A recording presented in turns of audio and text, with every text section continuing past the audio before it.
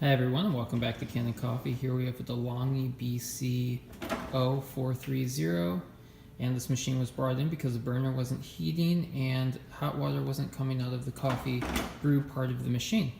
And so when we open up, we find that a fuse had been blown, and in this situation we also replaced the heating element, which we find to be the cause of the blown fuse. So replacing the heating element and the fuse, everything is working once again, and we'll test it. All you have to do is hit the on switch, and then it begins brewing and heating out pretty quickly. So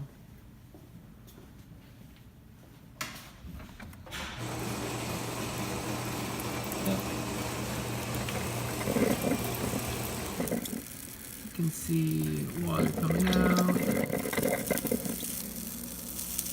and you can kind of see the steam coming out. You can tell that the water's hot. Oh yeah, nice hot plate.